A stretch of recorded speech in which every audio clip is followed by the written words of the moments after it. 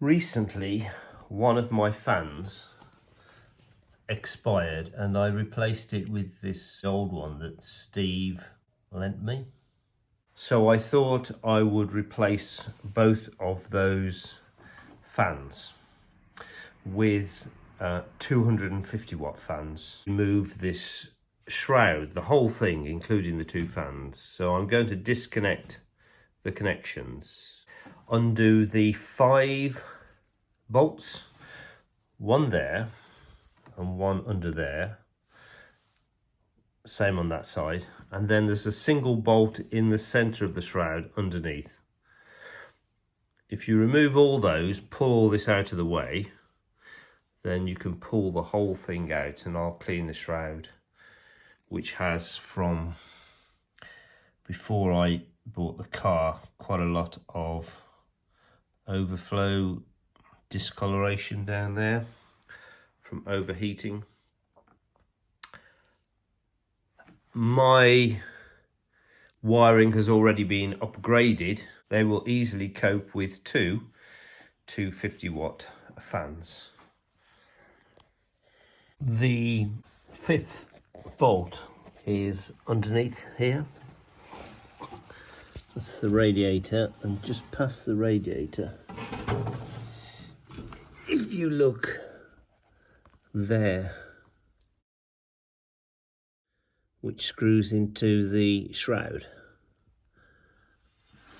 What I can also see is here is where the temperature sensor is for the soft start controller. It's in the bottom hose. You can see that it actually needs doing up a bit. It's just starting to leak.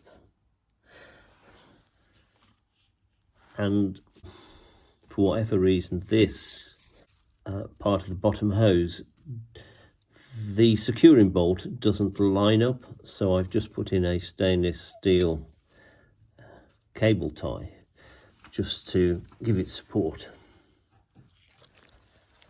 I can't reach in easily with a socket because of this bottom hose piece here and the bracket, so I'm going to have to use a ring spanner. I got the bolt out.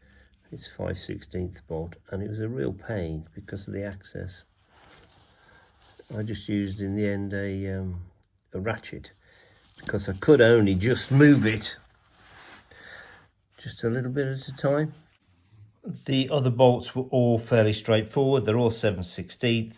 The only thing to note is that these 2 bolts, that one into the shroud and that one over there, have this shoulder on them.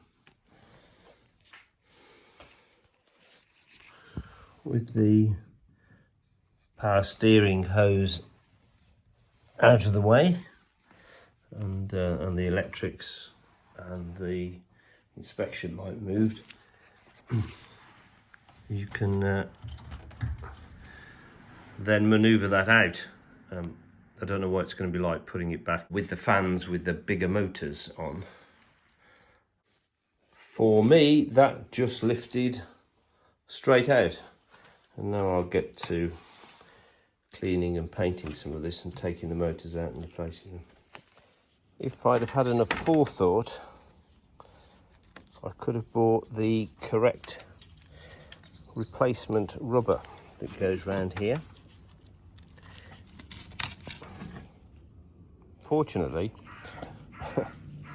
when I did the inner stone guards on the wings, I bought some of this as a replacement, and I'm hopeful that I can use that to get a better seal. But then I also need to clean all this up. This new piece that I've got left over from the wheel arches is 7 foot, and that would appear to be, because I've measured it, enough to go round the circumference of this. Perfect. When I first got the car, it didn't have a flap at the top of this shroud at all, so I replaced it in situ, but it did mean I ended up buying some rubber. This sheet of rubber is 1.5 mil thick. I'm going to take this off, drill the rivets out, cut another piece with that little slot in that goes so that when it opens and closes, that slot appears to go over the